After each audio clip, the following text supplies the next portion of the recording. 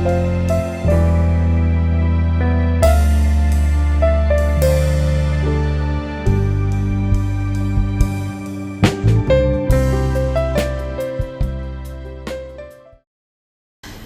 everyone and welcome to the Navin Times Talk from the Heart. Our guest today is Dr. Mehta, a leading global holistic health guru and a corporate life coach. He has 41 years as a thought leader in the industry. An author, researcher, advisor, he has spoken at the Harvard University, IIMs, IITs and TEDx. A pioneer in promoting holistic health in India, he has bagged prestigious awards.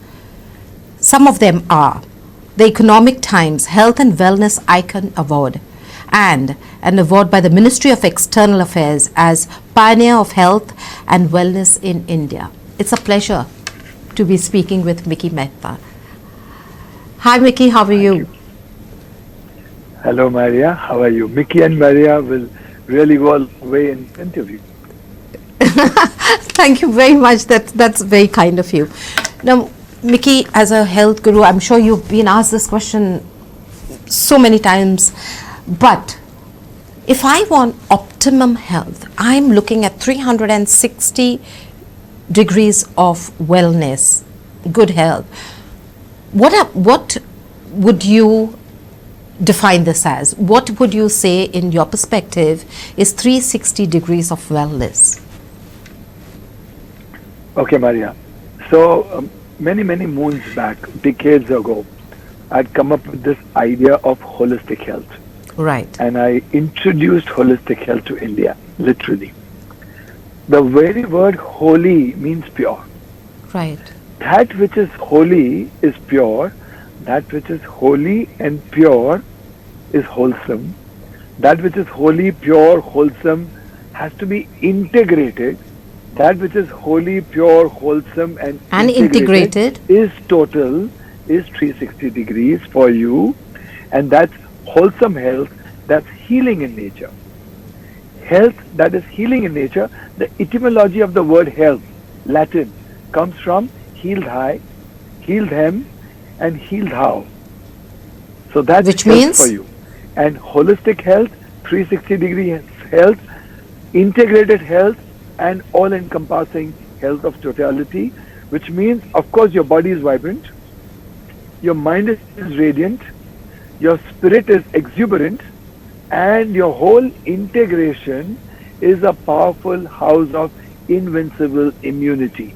You are youthful, you are young, and you are ever vibrating and resonating with the kind of tranquility, abundance, intelligence, vision, insight, foresight, intuition, and all potential of all that was, is, and will be. All this that you have said is good, but in reality that doesn't happen. So what, in your opinion, what are the obstacles that come in our way to achieve everything that you have said? The biggest obstacles are we ourselves, the doubt in your mind, the how factor and over analyzing, over assessing. Get that out of your way. Let trust be the younger brother of faith and let optimism be the father of both. So move in trust with faith and optimism above, and trust me, the change in your biochemistry, the transformation in your physiology will happen with just a thought. When you say that I want to be healthy, I want to be healed, I want to be whole, that very moment your biology will begin to change. So Dr. Bruce Lipton, the leading microbiologist of the world, has written a book called The Biology of Belief. So he says your belief can change your biology. Dr. Mehta says your faith can change your physiology. Your breath can change your hormonology, and meditation can change your emotions and psychology. Now, they sound very simple, and yet they are very simple. All you need is a lot of self-love, a lot of inclination, a lot of movement and moving into for the larger interest.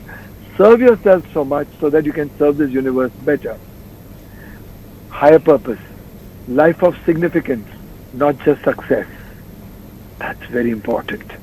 And for everything, you need fundamentally health in your place.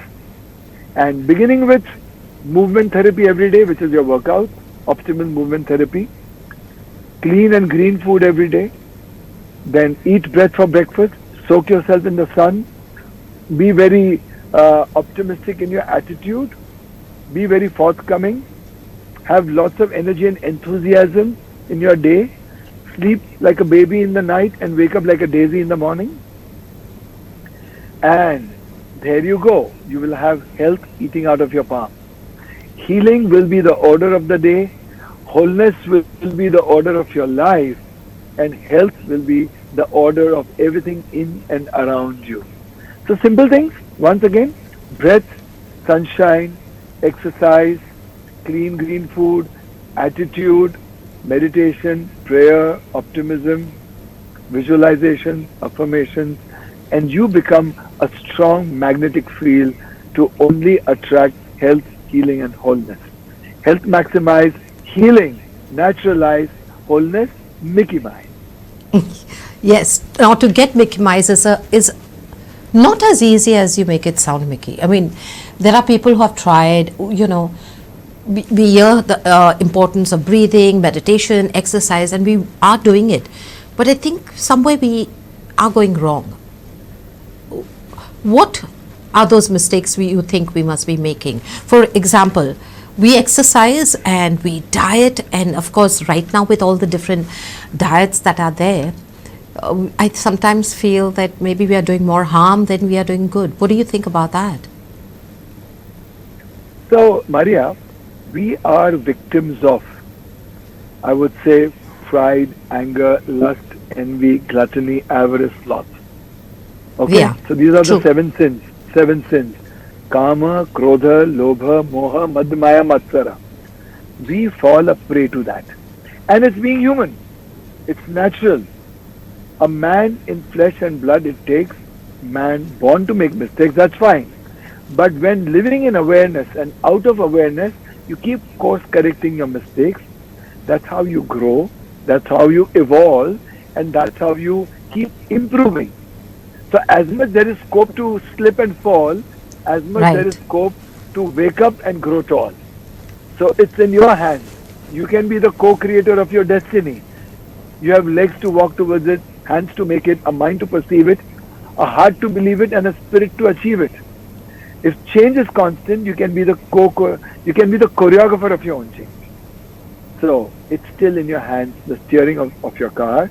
Keep steering back. Yes, you will make mistakes, and yes, you can course correct too. So keep correcting yourself, keep growing, keep evolving out of experiences, good, bad, ugly, negative, positive. Evolve out of them, grow out of them, and that's the way ahead. Don't have any regret, don't have any remorse, but put your energy into correction and evolution. Right. With everything that you say, you come up with one-liners which are really so interesting and catchy. You should either be a poet or a journalist, I think. So think about that, Mickey. So now we are coming to, you in one of your interviews, and I think very often you have said this point that mind is medicine. Now this is something different. We speak about how the mind is in control, but you have said the mind is medicine. We have heard about food is medicine, or you can eat your food as though it is medicine. But tell us more about this mind is medicine.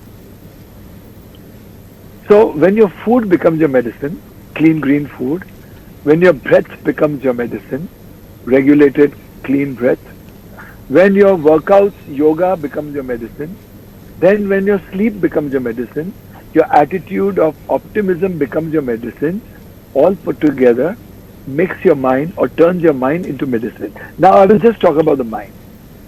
Our mind is scattered, staggered, broken into pieces like a necklace of pearls scattered away.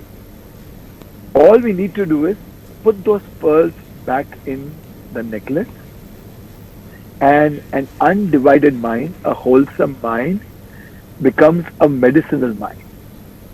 A healed mind, which means healing from being fragmented and being connected again, integrated mind, is once again a wholesome mind, which is mind which becomes a medicine. A mind which is creative, full of compassion, sympathy, empathy, is a mind which is medicine.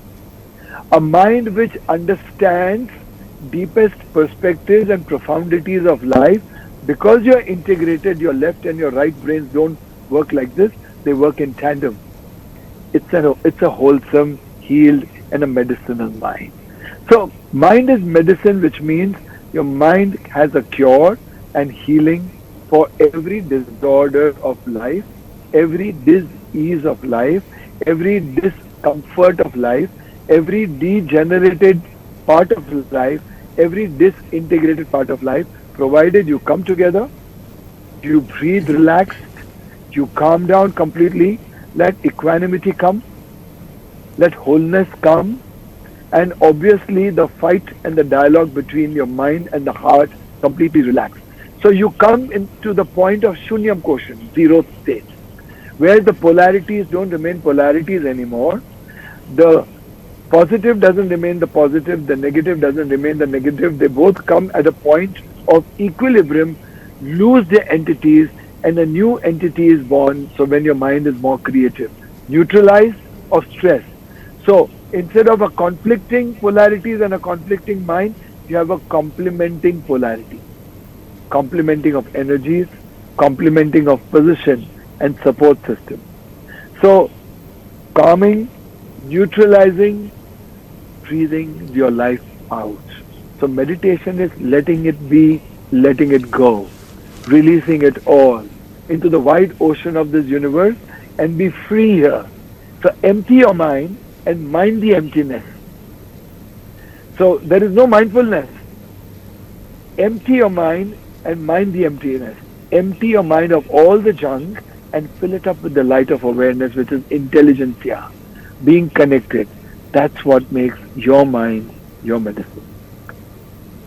So this comes through exercise, the right food, Also, meditation, prayer, everything put together. Yes. breathing, And meditation. and everything. meditation. Now Everything. let us get to meditation. Yeah. It is, it is, everybody speaks about meditation. Everybody tells you benefits of it. But meditation is not as easy as it sounds. It is very difficult. Like, I remember reading somewhere, the mind is like a monkey. The moment you say you're not going to think about it, it's there all over and jumping all over you, right? So you're saying come into that shunya quotient. When you're coming into the shunya quotient, I mean, I'll give you my own example. When I sit down to meditate, I keep a timer. So I say, I'm going to sit any which way this many minutes. So when I sit for my meditation, I'm thinking more about when is the time going to be up and when will I be able to get up? Which is, I know is wrong. So how does one sit for a person who's just going to start after watching this interview? Maybe somebody would like to start with meditation. How would you tell them? How does one start? What should they do? So meditation is not anything about doing. It's about being. So doing is ugly, being is creative, being is beautiful. A painter in the state of being paints. A musician in the state of being sings and plays music. A writer in the state of being writes creatively. So that's not doing. So meditation is first being. The very fact that you put a timer is you're binding yourself. You're bound, and meditation is all about freeing yourself, letting it go. Okay? So meditation is not counting. So don't count your steps, don't count your reps, don't count your calories, don't count your salaries. Simply be, become, and experience the magic. Don't be an accountant with yourself. Stop counting, start living. So meditation is let go. And simple way of meditation, I'll just say. Loosen up yourself. Shut your eyes. Keep a smile on your face. And yes, mind is a monkey because this universe is a circus. and it will keep jumping around. All you need to do is watch this monkey and don't try and control it. So calm down, let go of your breath, at least 5 to 6 times. Breathe out your emotional toxins.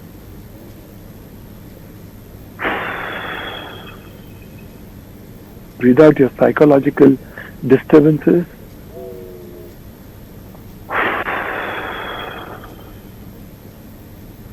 Breathe out your waste, residual waste of your biology, physiology. There you go. You become very light in your body.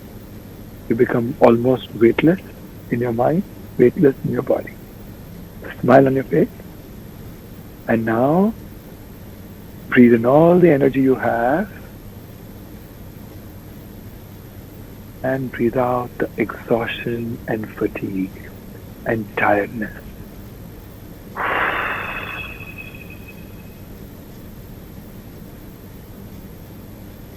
Breathe in strength from the universe. And breathe out your weaknesses.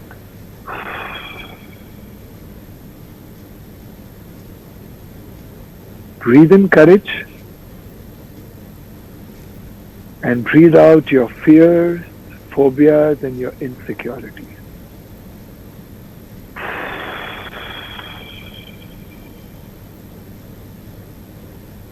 Breathe in hope and faith.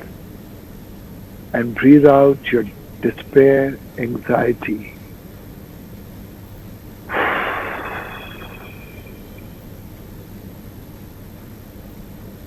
Breathe in love and breathe out resentment, hatred, harbored emotional toxins.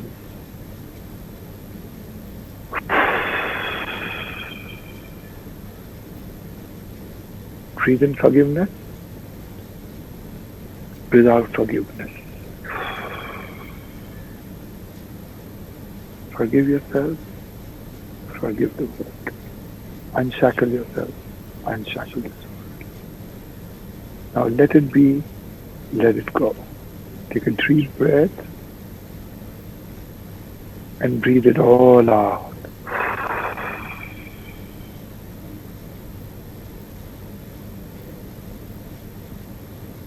Don't take in a breath for a while.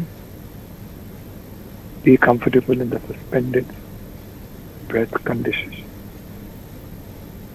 And now you can slowly breathe in the light of life. Open your eyes. And this is the new law, the light of life, after meditation. Now you are under the influence of complete nature around you. You stable, anchored in the Shunyam quotient, a 360 degrees integration, a state of cellular regeneration started once again, a state of equanimity, a state of homeostasis, which is the equilibrium, baseline biology. All systems, functions, organs rebooted and restarted, and you're in the state of calm, bliss, ananda. You could be in the state of being a god or divinity personified. You could be an epicenter of divinity. You could be an embodiment of divinity. Okay? And you could be an epitome of divinity. Remember, Maria, you, me are all born to become gods. And we are in a seed form already a god. Christ, Krishna, Mahadev, Muhammad, Buddha, Zarathustra. They were all human beings who became gods. True. What stops you and me? What stops you and me? So holistic health is your journey to become God. So, okay? Only a human has the potential to rise above gods or fall below animals. We can choose to be the choreographer of our change. We can choose to be the masters and manifestators of our destiny. Choose your destiny. Don't be a victim to it. Be a victor of it. right. Right. So you're saying that, how long should a person sit down for meditation every day? Begin with a few minutes to spare.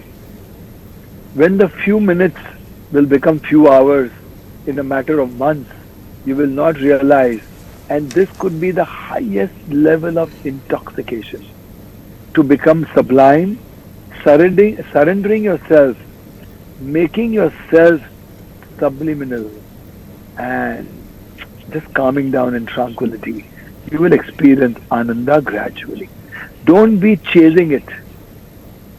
Don't be in a search to find it. Don't have a quest to achieve it. Just let it happen to you. Because when these things happen, when you try with these above objectives, you recede away. It recedes away. Seduce it. Let it come to you, to your footsteps, to your lap. You don't go chasing waves, right? You sit on the bank, and you wait stand for on them the to bank come. and the waves come at your feet. Right, right. Now, you have interwoven Zen, Tao, Tantra, Ved, Greek, and many other philosophies in the different programs and the systems that you have come up with. How do they work in tandem, all these different philosophies? Okay. So there is a Himalaya Mm-hmm. with 360 degrees of circumference at the bottom and an apex, which is the peak. Mm-hmm. For some, the path of Buddhism shows the way, or it occurs in their life. For some, the part of Sanatan Dharma comes their way and they choose that. For some, the path of Jesus comes their way. For some, Shiva becomes the leader. For some, Krishna becomes the guide. For some, Hanuman becomes the guy who restores it all and finds it all, the Sanjeevani Buddhi. For some, Mahavir is the answer. Mm-hmm. So, whatever comes your way is meant for you to latch on to and piggy ride. So, whichever part of the circumference of the mountain you are, it will take you to the peak. And every part is a complete integrated part, because whichever point of the circle of Himalaya, that's the converging part of all the other parts put together. So, your part could be one, but actually it is a part of the whole. The wholeness is available at every part. So if you take a rose, if you even take one petal of the rose and smell it, the whole rose is fragrant at that point.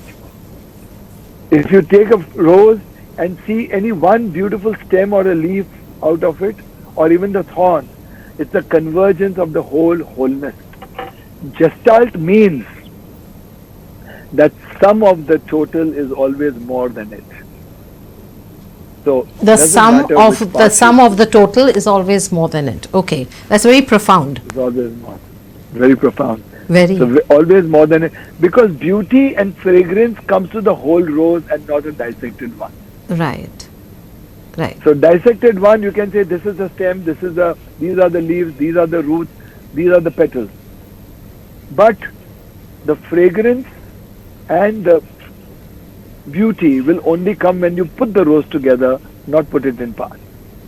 So basically what you're saying, in other words, is all the different disciplines that you have put into the health systems that you have come up with is better than each of them individually. You can choose one, you can choose two, you can choose few, or you can learn them all and understand them all. Mm-hmm. Eventually they speak the same language. So let's say Jesus says there is only one God. Allah means there is only one divine. Ishwar means there is only one unison. You understand? Ahura Mazda means there is only one divine light. So, oneness is at the core of every revelation. Integration is at the core of every revelation. No other revelation is different from the other. We are all one in different revelations in a different relatable way. So, I will say, logic is lame, facts are frivolous, reality is relative, but the truth is one, the absolute. And divinity is that absolute. Whatever title you give it to doesn't make a difference. Doesn't matter. All right. Now, yoga is your forte. Tell me, what distinguishes yoga from other forms of exercise? Yoga is the supreme principle of life. Yoga is the supreme science and philosophy of life. Yoga becomes exercise, the perfect science of transformation, alchemy, magic. So yoga is the confluence of energies. So yoga is the equalizing point of energies, the equilibrium point of energies, the equating point of energies from which a new entity bonds. Ganga comes from here, Yamuna comes from here, and at a particular point they meet, there is Sangam, and Saraswati is born. So yoga is a birthing point for creativity of all kinds, the mother principle. So it's a confluence of energies. Yoga is also the congruence of your sacred geometry in congruence with the sacred geometry of the cosmos. You become a sun, you become a moon, you become a bridge, you become a bow, and all those characteristics and properties of that gets translated in your physiology, biology, and your musculoskeletal structure, deep inside your subconscious. The science of epigenetics, the science of neuroplasticity, the science of mind-gut axis is very suggestive and validating of this. Yoga is also a prefrontal cortex consonance of all minds. Yoga is also the limbic brain resonance of the whole universe. You with the tree, you with the sky, sky with the rock, rock with water, water with fire. They seem all separate, but eventually all elements are one. And that one element which connects all the other elements is ether, the space. So yoga makes you the master of Akasha, the ether, the space. Because yoga is about creating space in your body, creating space in your mind, creating space in your spirit and soul. But for someone who wants to do cardio, now I'm really overweight. I have tried yoga, for example. I have tried yoga, and in fact, I remember a doctor once said that yoga is all good because that's for, for stretching and for flexibility. But when it comes to actual cardio, you need to go to the gym or you need to run, things like that. What would you say about that? So obviously that doctor is ignorant about the. They don't run. What do you run towards and what do you run away from? Yoga is about being there and correcting yourself there. Yoga is about being available and healing yourself. Yoga is being connected to your own being and becoming whole and total. That changes your biochemistry, that changes your physiology gradually. Exercise should be a celebration and not a punishment. Yoga is a celebration. Stretch, contract, be profound into it, be aware of it, what you're doing, and it's just so wonderful. If you do Surya Namaskar slowly, or if you do different postures slowly, you become postures in poetry. You don't have to push yourself. You don't have to punish yourself like the Western culture. I can bet upon it that 100% scientific validation could be given for everything that you do in yoga. It will give you a slower result, conserve your body, preserve your breath, be in the flow, and let your unit rhythm be synchronized with the unity rhythm. That's what yoga is all about. Conserve your body, preserve your breath, heal, become whole.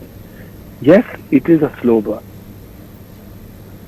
If you cook a paneer or a cauliflower on a slow flame versus harsh flame, you will burn it And here you will cook it from inside outside.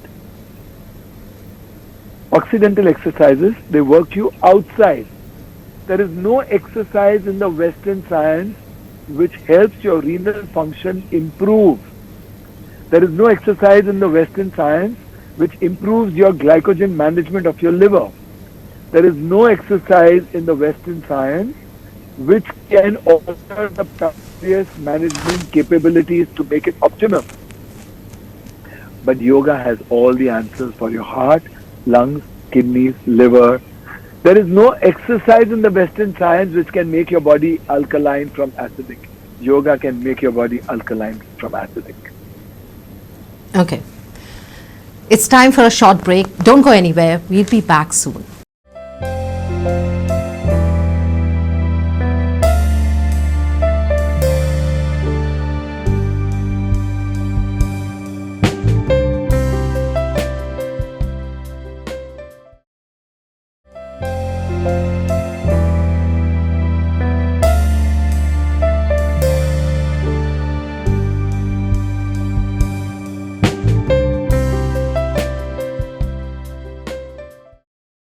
Welcome back. We are speaking with Mickey Mehta. Mickey, so you just spoke about alkaline and acidic. Can you name a few foods and liquids that we can have that are alkaline and will benefit our body, boom, like this right away? There is one, I think, Latin word called, Latin or Greek, I'm not too sure, aqua regia, Okay. aqueous, the water, is the best digestive of all. Sipping water, warm water slowly, can make your body alkaline gradually. That's number one. All right.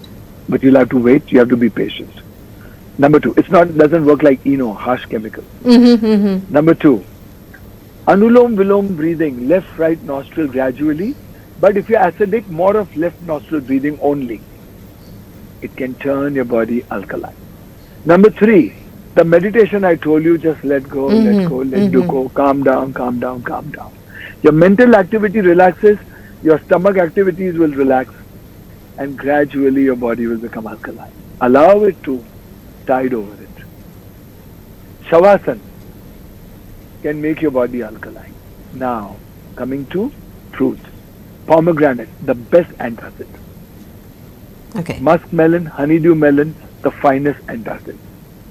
Then, what do we call basil seeds, basil leaf seeds, the takmaria bee which we put in faluda? Sabja. Sabja. Finest. Soak it overnight, have it in the morning, or soak it in the morning, have it at night. Super alkaline. So these are some. And then of course when you eat your salads, when you eat your fruits, eventually, let's say even if a fruit is citrus in nature, Right. the metabolic end will be alkaline. So having a lemon shot will eventually have an alkaline piece or end of it. So if I have a bout of indigestion, I know it's acidity, I'm belching and it tastes really bad. Would you recommend that I take some warm water with lemon juice and have it at that moment? Sip by little. Most importantly, whenever you're acidic, stop eating. Till the time you're completely settled and hunger peaks. Because when you eat in, generally people who drink a lot, you call them inebriated. So when you eat in an inebriated state, which means you're intoxicated with a lot of acidity and the burn, stop eating. Right. Allow your body to turn around, rest. Sleep is the best medicine for most ailments. Right. For blood pressure, sleep. For blood sugar, sleep. Acidity, sleep. Rest. I mean meaningful rest. Of course with sleep you need to have food and workouts and breath and meditation, everything. But sleep itself can cure many ailments. Most people who have diabetes with best of medicines, best of food, they just can't resolve it because they just don't sleep. Yes, they don't get sleep. Rest. Right. Is there any yoga posture that can be done to induce sleep, to have good night's sleep? Yeah. So when you stretch in the night, all gentle stretches of every kind, limbering, stretching, a little bit of twist here, a little bit, all gentle, super gentle. Open up spaces. Release your tension from the body, release the tension from the mind, let your spirit become buoyant, calm down, release the knots of the body and mind, and you'll fall into sleep very gradually. Don't struggle to sleep, don't fight with sleep, just fall into deep slumber. Slowly slip into sleep.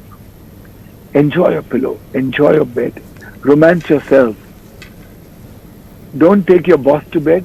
Don't take your husband or wife to bed. Don't take your parents and in-laws to bed. Don't take your children to bed. Don't take your work to bed. Sleep alone. Breathe your day out. Breathe your weeks, month, year, years, life and lives out.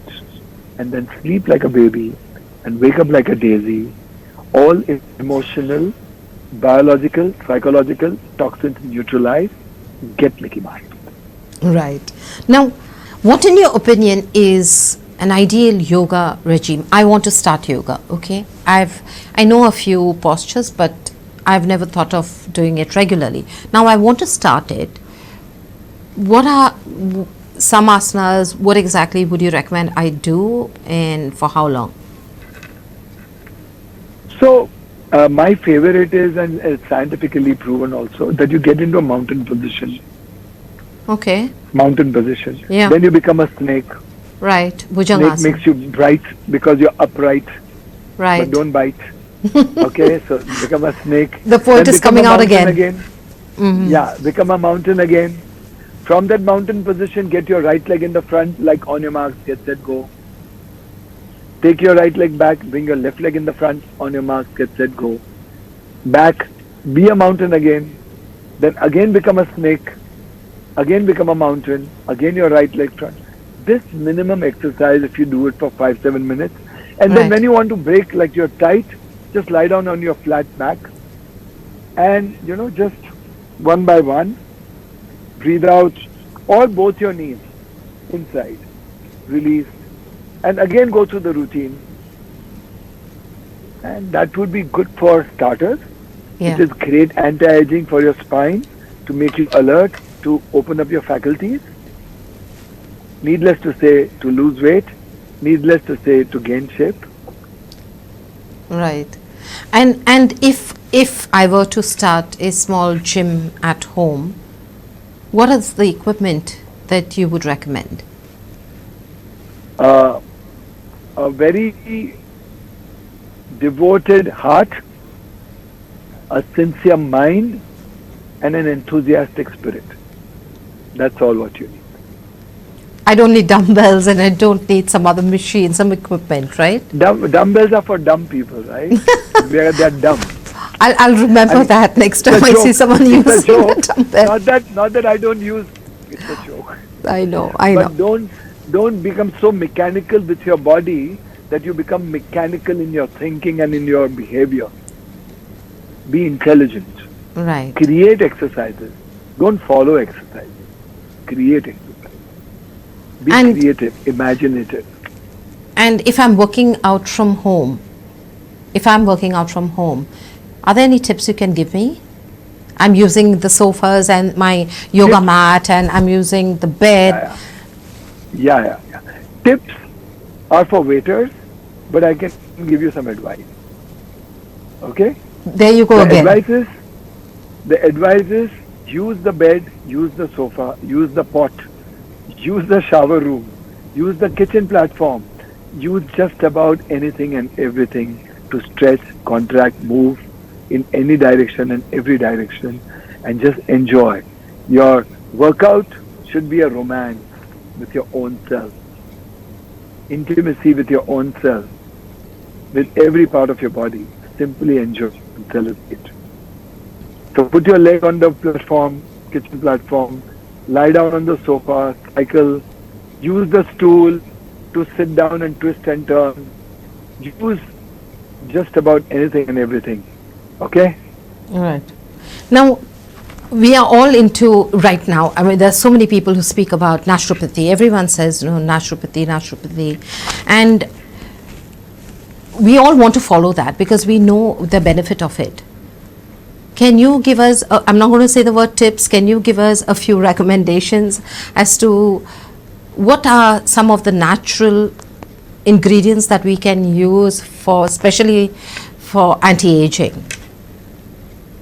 Breath, fundamental. Sunshine, paramount. Hydration, so important now. And as much raw, clean, green, seasonal, regional food. The father of medicine, Hippocrates, once said, "Let thy food be thy medicine." The medicine. Yes. So that's naturopathy. Sleep is naturopathy. Taking regular massages is naturopathy. And if you go to Ayurveda, Shirodhara, Nasyam, Basti, Abhyangam, Virechan, Vaman, these are all different systems of purging, vomiting, induced vomiting, body rub, oil drip. They are superb, powered with nature for healing. I mean, I work with challenging cancer cases, or when I work, mentally distraught cases, or when I work with physically crippled people, and differently able people, get them back to life and speed. We use all this and we get almost 99% results. People who are on the deathbed can come back to life and fly. So naturopathy, Ayurveda, homeopathy put together can make a dead man walk and a dumb man talk. Wow. That sounds amazing. That sounds amazing. Now, can you just show us one breathing technique that has optimum benefit, that will affect all parts of the body? Just one. So life goes in circles. So one can show you this.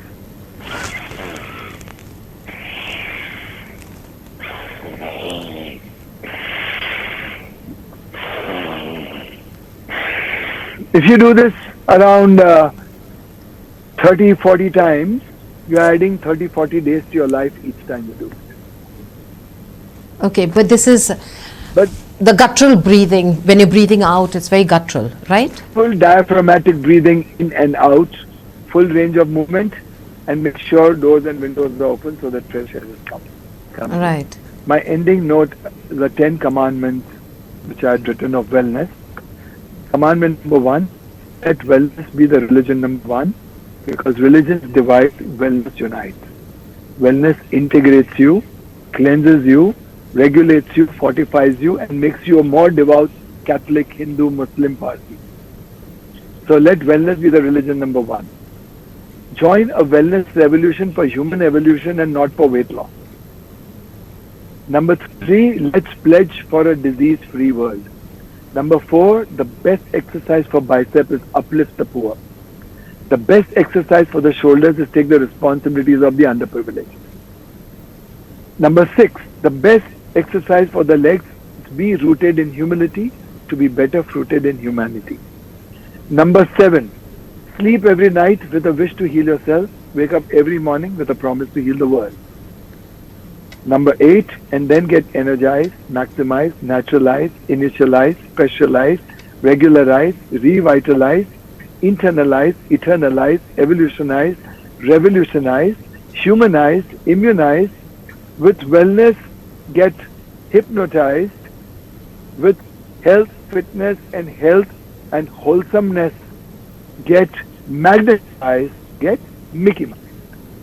I think you have given us so many, I'm not going to say tips because then you'll say, yeah, I only give it to the waiter, but you have given us a lot of advice and we are definitely going to be using it. I'm sure the viewers agree with me and we are going to follow as much as possible. Thank you so much, Mickey.